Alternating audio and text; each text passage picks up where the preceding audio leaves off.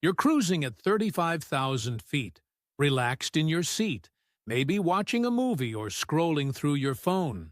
The hum of the engines is steady, the flight attendants are serving drinks, and everything seems completely normal. Then, out of nowhere, something feels off. A murmur spreads through the cabin, followed by a sudden panicked voice from the intercom. "Is there anyone on board who knows how to fly a plane?" Your stomach drops.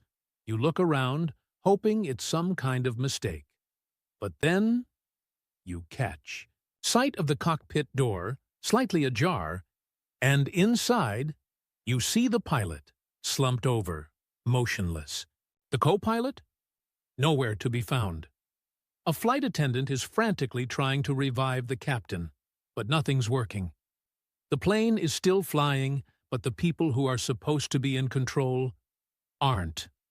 What would you do? Freeze in fear? Try to call for help? Step forward and take the controls?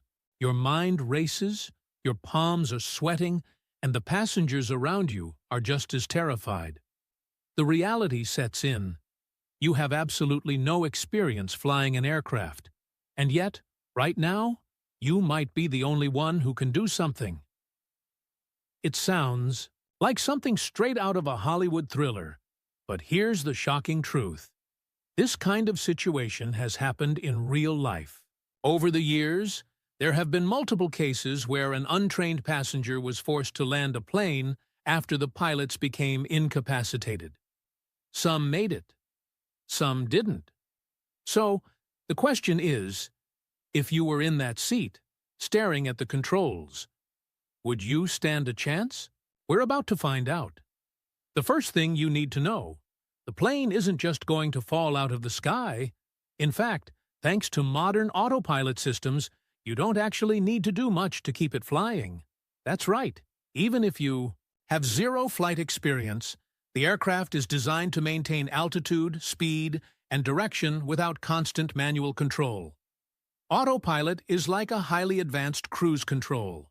Once engaged, it adjusts the plane's movements using sensors, GPS, and preset navigation data. It keeps the aircraft level, follows a designated route, and even makes minor corrections if the wind pushes it off course. So, as long as autopilot is on, the plane will continue cruising smoothly through the sky. That's a relief, right? But here's the catch. You can't stay up there forever. Eventually, fuel will run low, and that means someone has to land this thing. And that's where things get terrifying. Landing a plane isn't just about pointing it toward the ground and hoping for the best. It requires precise speed control, flap adjustments, a carefully timed descent, and, most importantly, a safe touchdown. One wrong move, and the plane could come in too fast, stall mid-air, or veer off the runway. So, while autopilot buys you time, it doesn't solve the biggest problem. You're still sitting in that cockpit, staring at an overwhelming array of buttons and screens, knowing that, sooner or later, you have to bring this plane back down. And that's where things get really tricky. At this point, your heart is pounding, your hands are shaking, and the reality of the situation is setting in. You're alone in the cockpit, and sooner or later, this plane has to come down. But there's one hope, one lifeline that could mean the difference between a miraculous landing and a disaster. Air traffic control. The very first thing you need to do is grab that radio and call for help. Every aircraft is equipped with an emergency frequency, 121.5 mmHz, a universal distress channel monitored by air traffic controllers worldwide. The problem? You have to find the radio and actually know how to use it. Somewhere among the dozens of buttons, switches, and screens in front of you, there's a communication panel. If you can locate the microphone, press the right button, and speak clearly, ATC can hear you. If you manage to make contact, controllers will immediately shift their focus to guiding you step by step.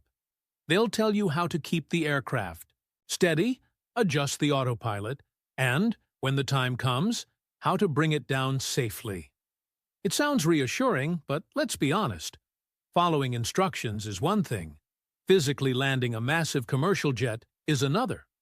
And yet, it's not impossible. In 2022, a passenger with zero flight experience successfully landed a small plane after the pilot passed out. With calm guidance from air traffic controllers, he was able to take control, descend properly, and touch down safely. But that was a small aircraft, not a massive airliner carrying hundreds of people. Could this strategy actually work in a jumbo jet? If you think the hardest part is over, think again. Because even with expert help, landing a plane as a total beginner is an entirely different challenge.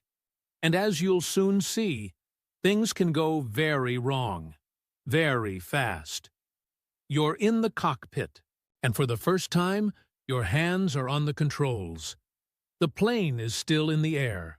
Autopilot is keeping it steady, and air traffic control is talking you through the next steps. But now comes the real challenge, actually steering this thing. At first glance, the cockpit looks overwhelming. Hundreds of buttons, flashing screens, switches everywhere. But here's the good news. You don't need to understand all of it. In fact, there are just a few key controls that will determine whether you make it down safely or not.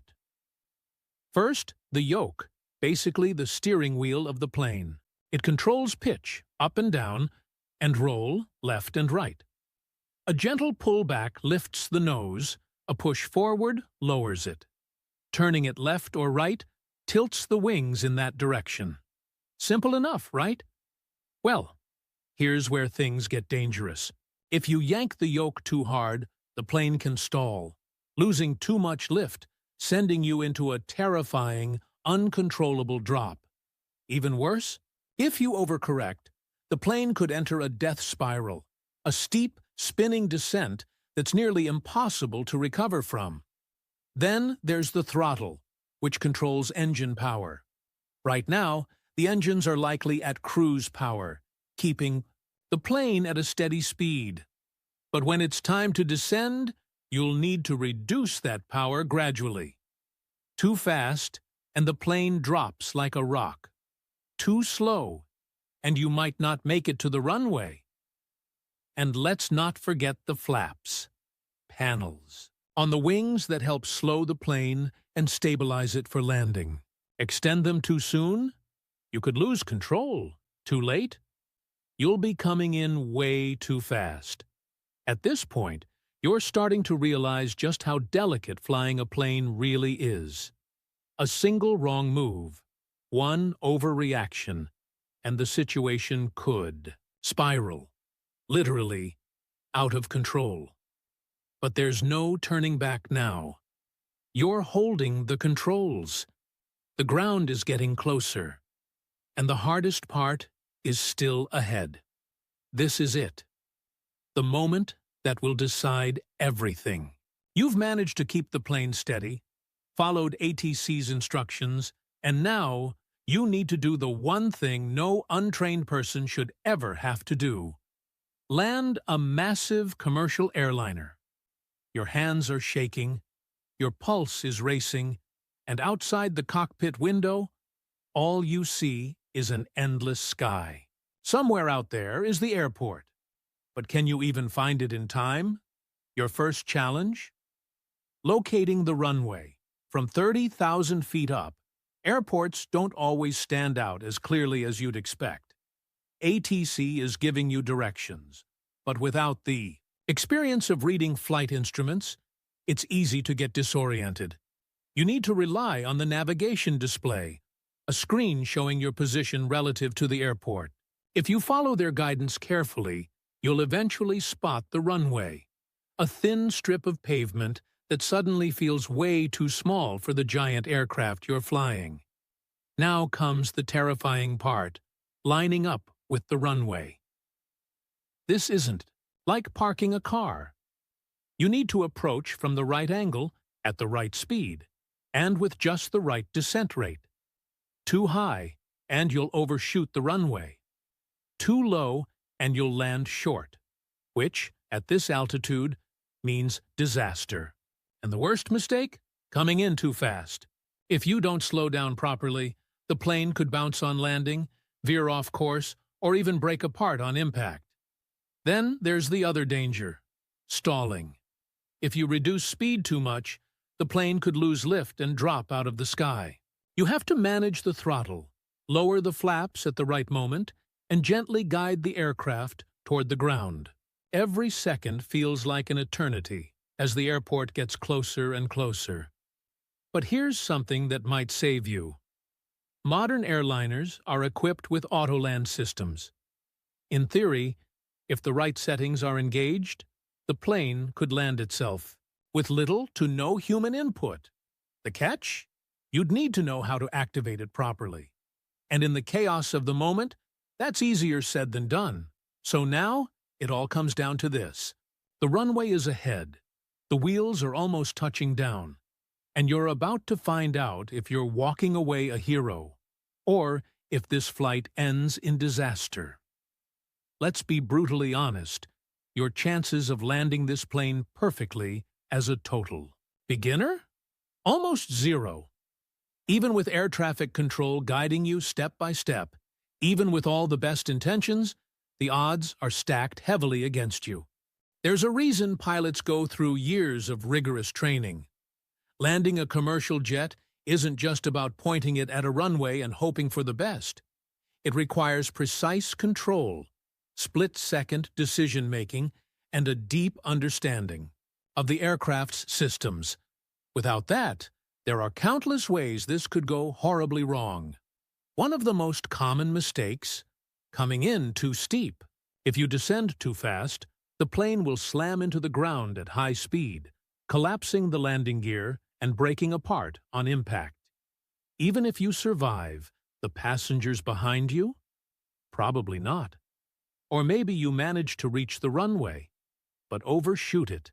This happens when you come in too fast and don't slow down in time. At best, the plane skids off the tarmac into the grass. At worst, you plow straight into airport buildings. And then, there's a nightmare scenario so basic, yet so deadly. You forget to extend the landing gear. Without wheels, the plane belly flops onto the runway, scraping metal, sparking fires, and tearing apart everything in its path. But what if you realize you're not going to make it? What if the airport is too far, or you're coming in all wrong? Is there a backup plan? Could you pull off a water landing, like Captain Sully did in the famous Miracle on the Hudson? Short answer: probably not.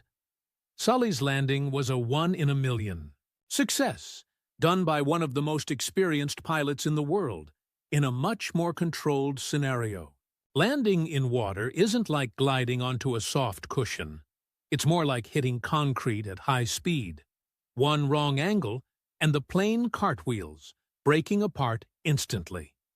The truth is, while miracles can happen, the chances of an untrained person successfully landing a commercial airliner without serious damage? Not great. But still, after everything you've been through, you might just have one last shot. Because in aviation, even the slimmest chance of survival is worth fighting for. Believe it or not, there have been real-life cases where ordinary passengers, people with zero flight experience, have been forced to take control of an aircraft. Some of them pulled off the impossible. Others weren't so lucky. One of the most incredible stories happened in May 2022, when a passenger named Darren Harrison was on a small Cessna 208 flying over Florida. Out of nowhere, the pilot slumped over, completely unconscious. There was no co-pilot, no backup, just Darren sitting there, realizing that if he didn't do something, the plane would crash. With his heart racing, he grabbed the controls and somehow managed to contact air traffic control. The voice on the other end gave him step-by-step instructions, guiding him through stabilizing the aircraft, finding the nearest airport, and, miraculously, landing it safely. When he stepped off the plane, it was the first time he had ever flown in his life. But that was a small plane. What happens when a massive commercial jet loses its pilot? One of the most terrifying incidents happened aboard a Boeing 747 in 2005. The flight, operated by Helios Airways, was cruising at 34,000 feet when a pressurization failure knocked out both pilots. The oxygen masks had deployed, but the crew was unresponsive.